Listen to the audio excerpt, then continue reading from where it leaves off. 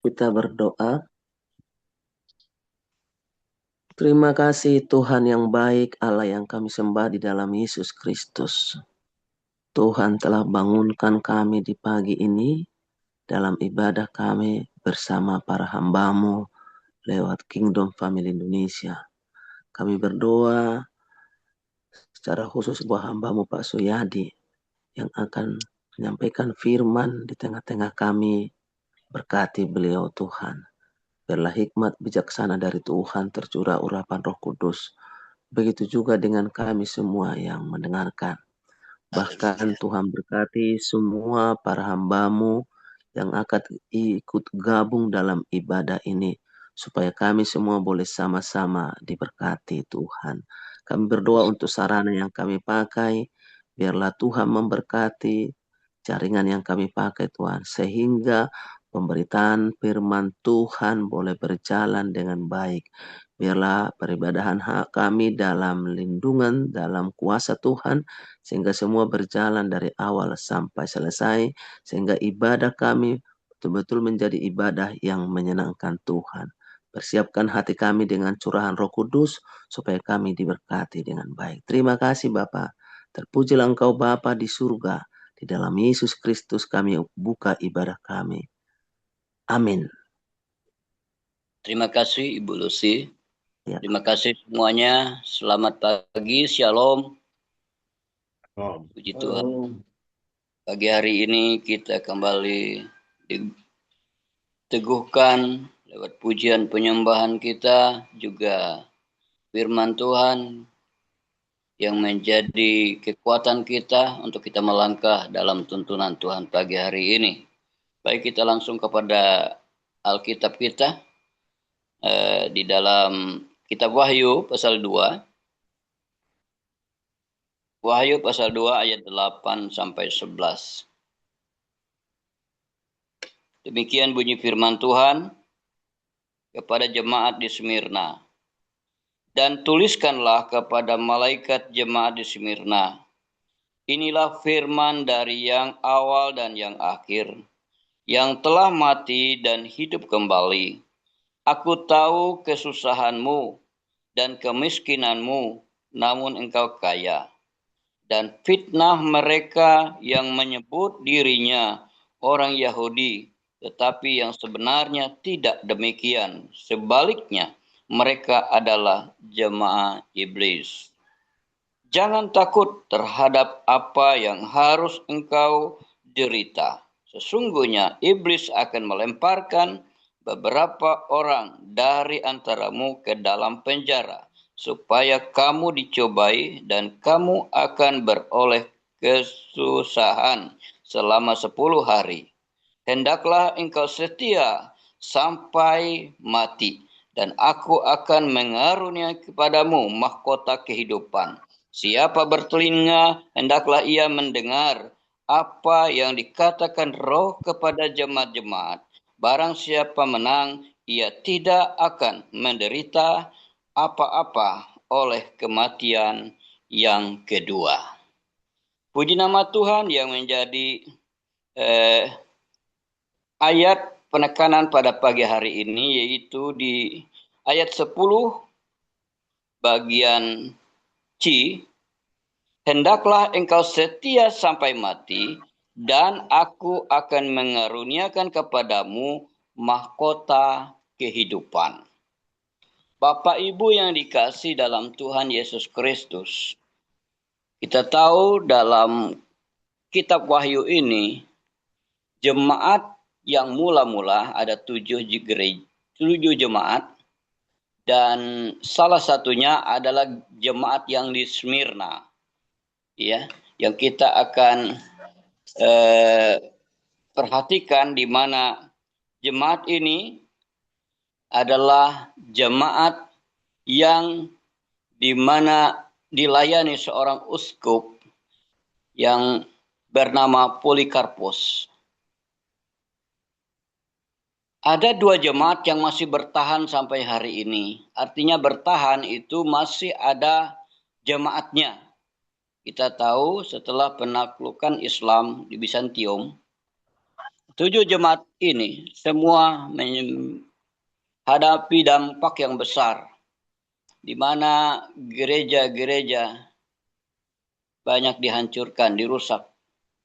Tetapi jemaat di Smyrna atau Izmir dalam bahasa Turkinya masih bertahan sampai hari ini. Ada 2 jemaat yang bertahan, jemaat Smyrna dan Philadelphia. Sebab jemaat ini ada di hati Tuhan. Jemaat mula-mula ini kita tahu bahwa Polikarpus adalah anak didiknya Yohanes Rasul. Dia menjalani tugas pelayanan di sana. Tetapi ketika itu kekuatan Romawi sangat kuat. Polikarpus didatangi dan diinstrogasi supaya Polikarpus itu meninggalkan imannya kepada Yesus Kristus. Tetapi dia tidak tergoyahkan. Ketika tentara-tentara Romawi datang ke Smyrna akan menangkap dia, dan pembantu-pembantu Polikarpus menyuruh supaya dia melarikan diri atau sembunyi. Tapi Polikarpus ini tidak mau.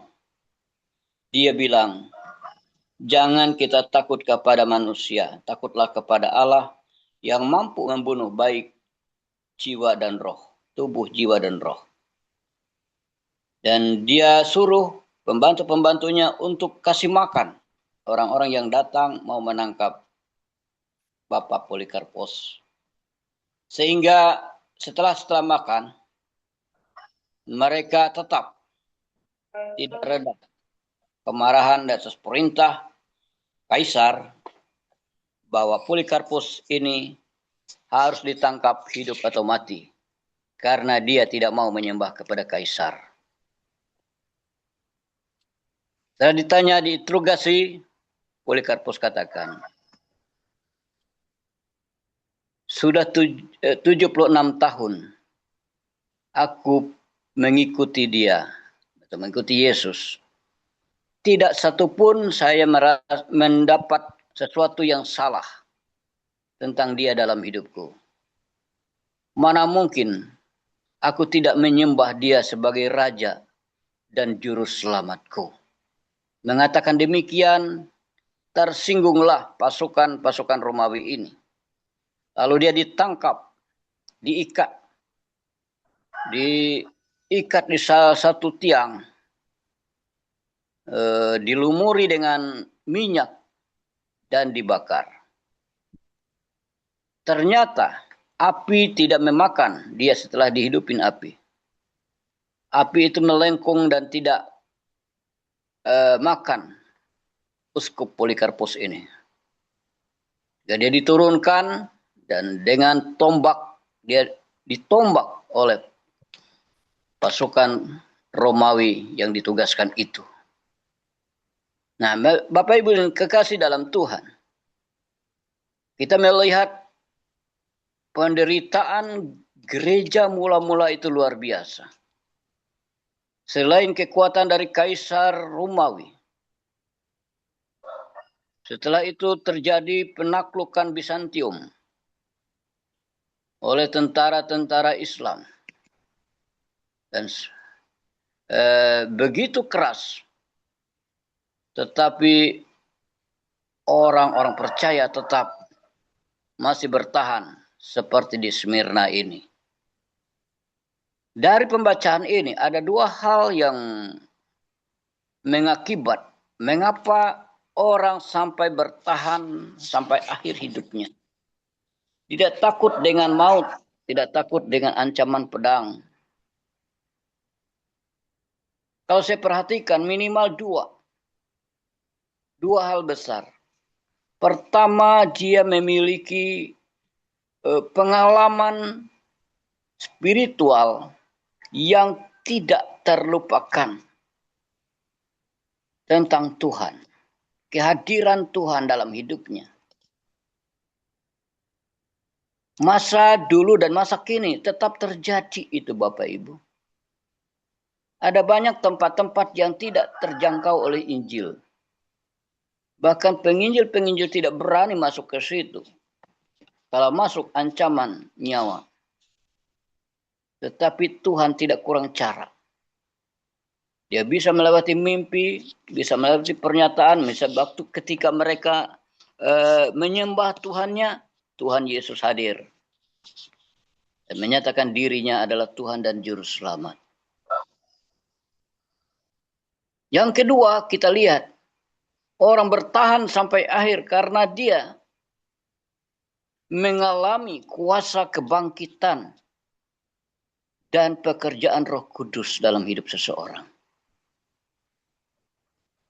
Jadi murid-murid Yesus sanggup bertahan sampai akhir hidup mereka. 12 murid Yesus, semuanya mati, syahid atau martir. Mengapa? Karena mereka melihat secara langsung bahwa kejadian yang luar biasa yang tidak pernah dilakukan oleh manusia biasa. Hanya manusia ilahi, Yesus Kristus. Mengalahkan maut.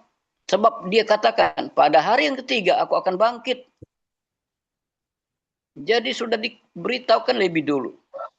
Nah, sebentar kita akan merayakan Jumat Agung dan Paskah. Sesuatu yang luar biasa.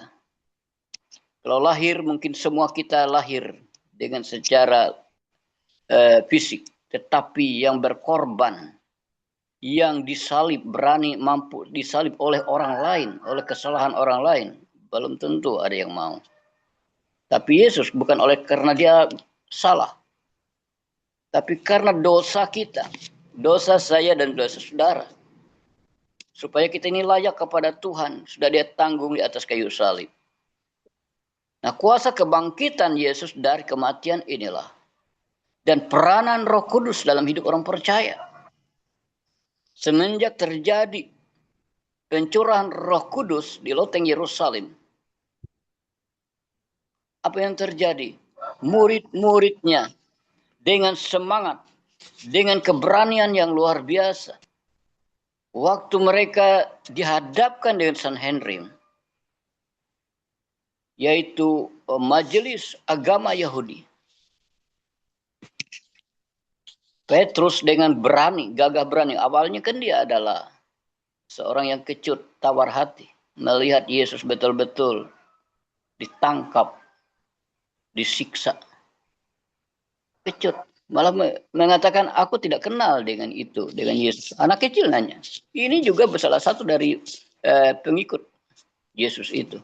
Dia katakan, aku jangan dibilang apa-apa, saya nggak tahu siapa dia.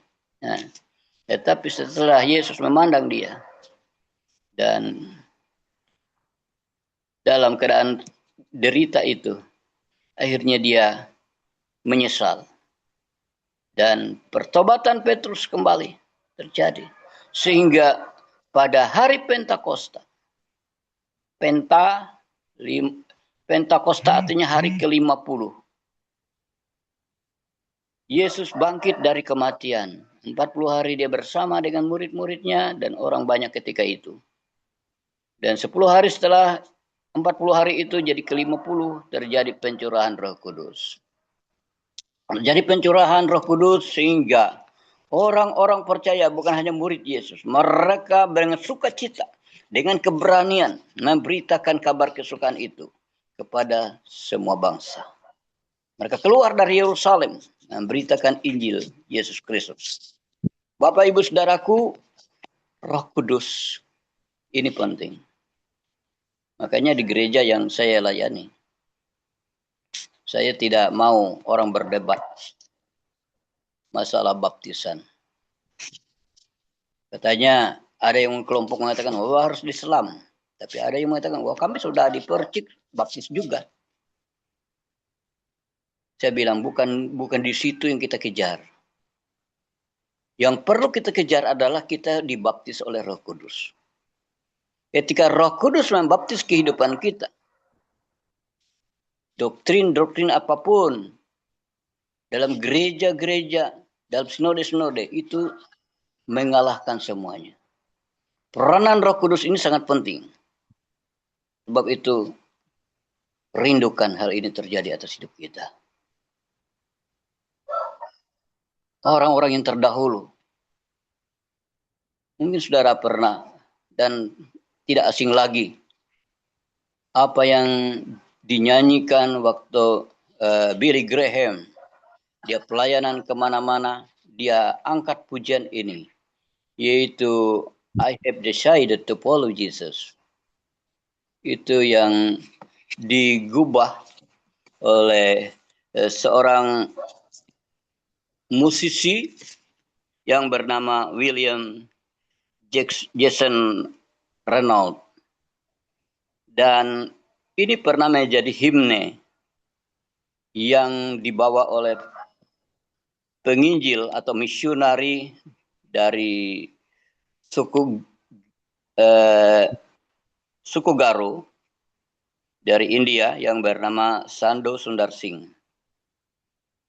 Dan kalau kita tarik ke belakang lagi, ini tidak sekedarnya satu lagu, tetapi ini memiliki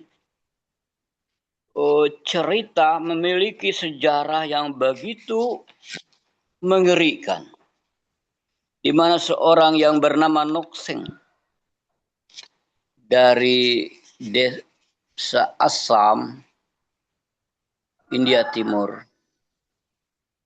dia adalah keluarganya adalah yang menerima Yesus ketika terjadi misionari dari Eropa datang ke India.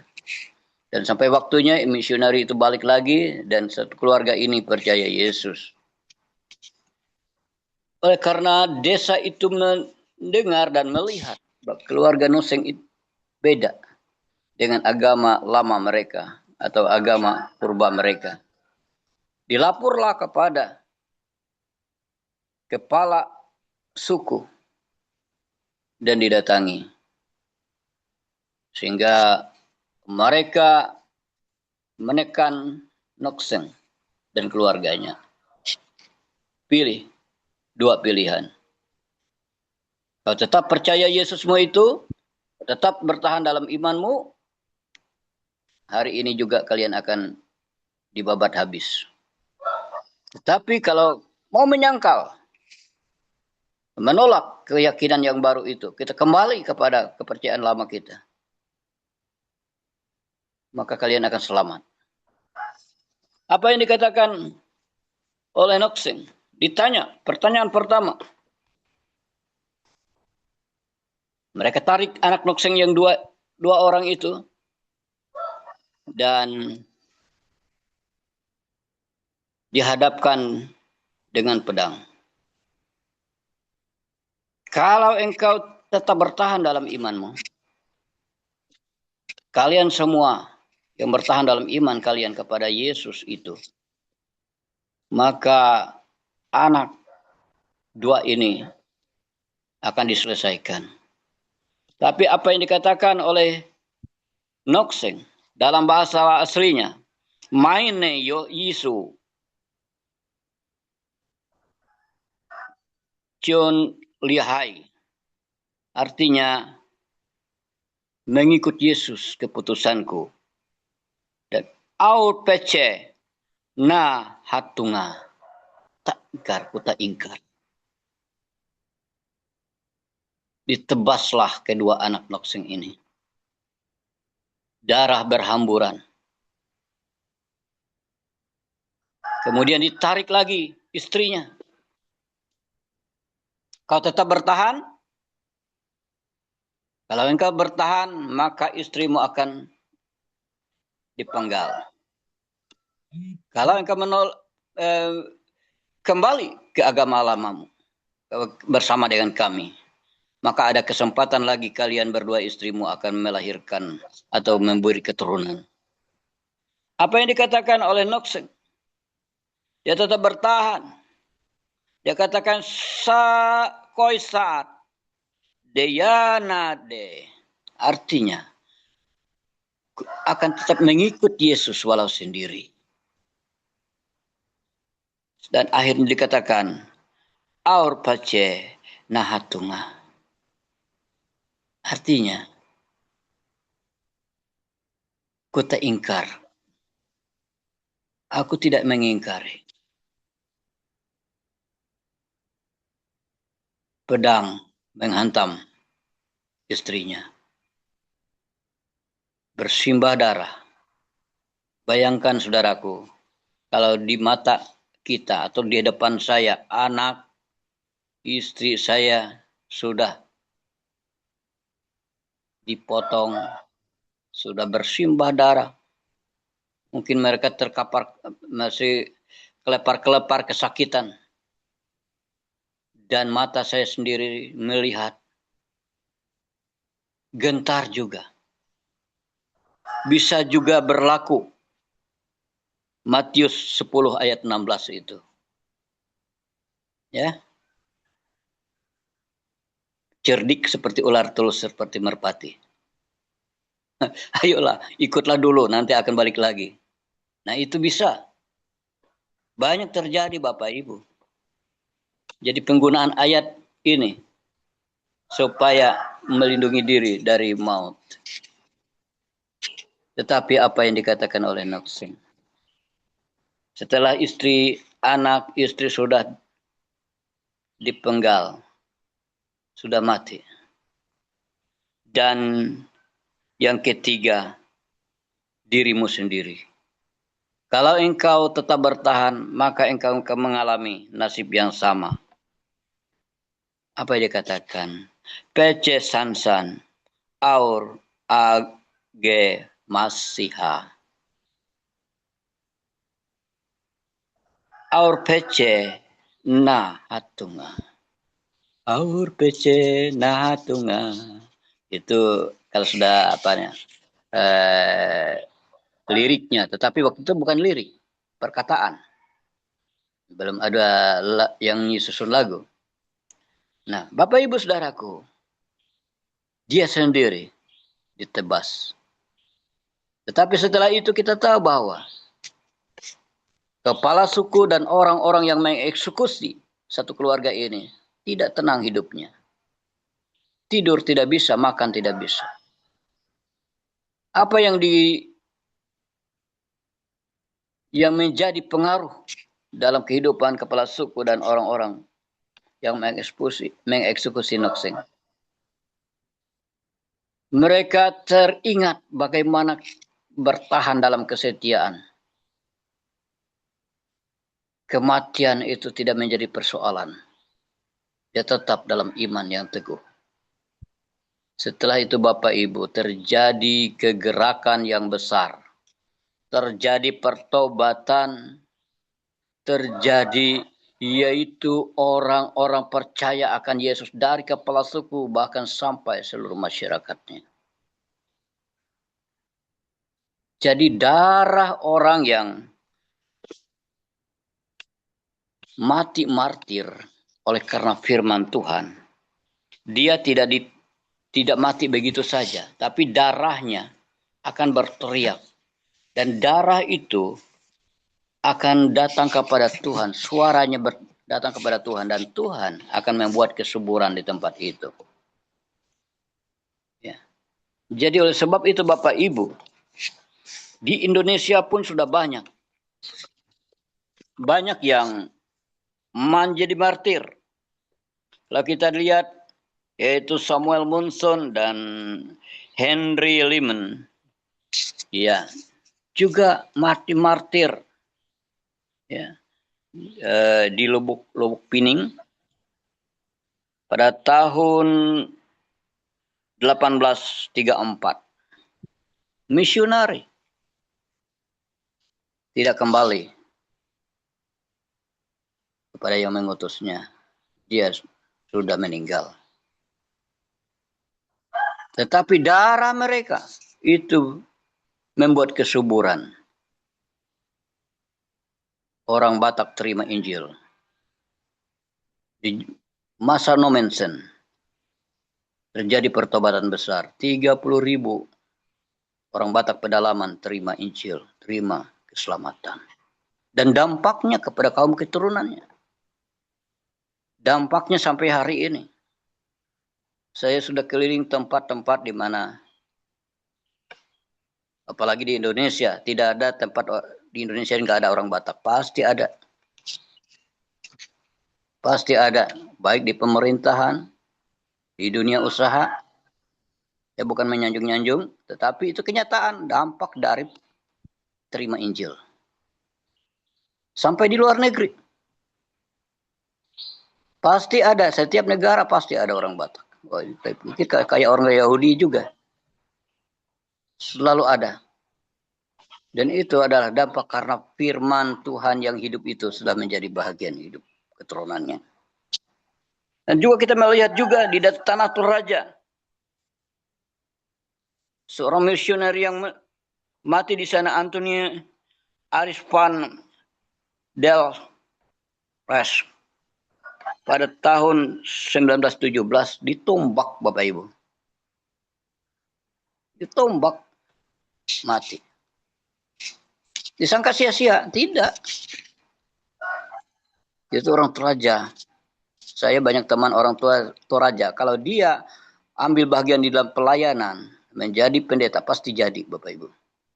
Pasti jadi pelayanannya. Ada dampak. Berdampak kepada orang yang di mana darah misi sudah tertumpah daerah itu. Juga di daerah Buleleng, Bali juga ada Devorom. Juga dibunuh di sana. Dan di Papua, ya, ini misionari asli Papua. Dibunuh juga di pedalaman Papua. Ya. Yang bernama Bernie Valeri Kobo. Dibunuh.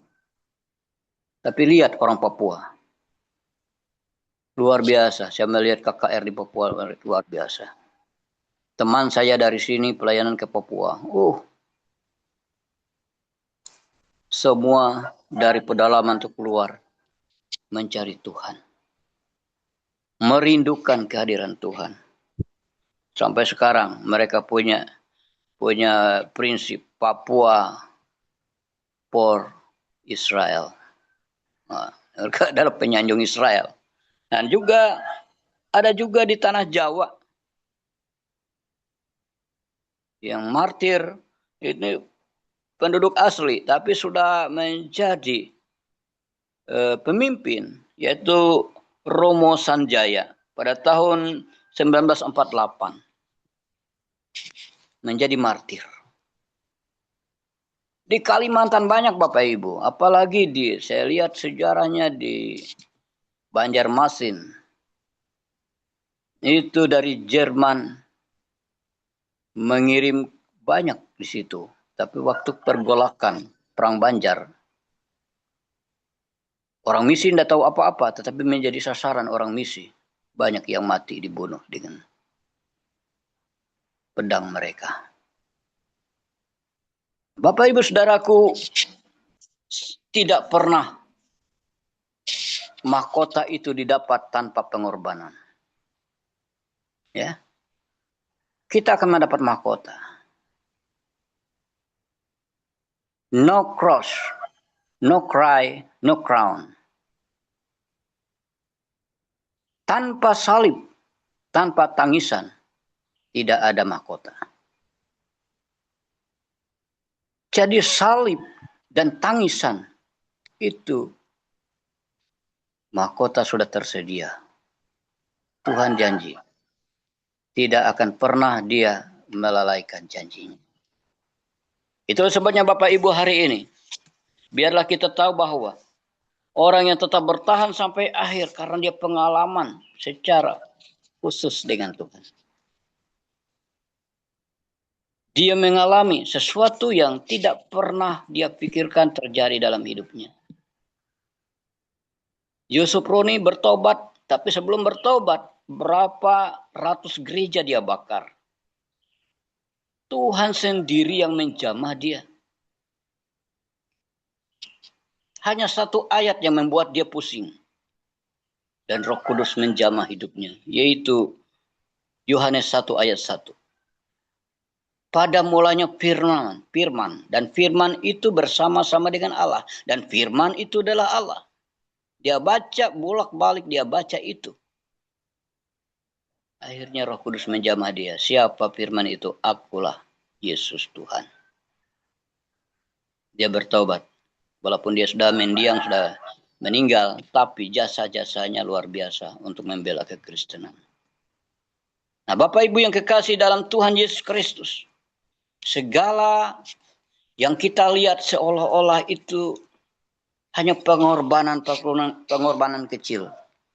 Tapi sebenarnya di hadapan Tuhan sangat bermanfaat, guna kelangsungan kaum keturunan, bahkan setiap suku bangsa, kaum dan bahasa akan dilawat oleh Injil kerajaan ini.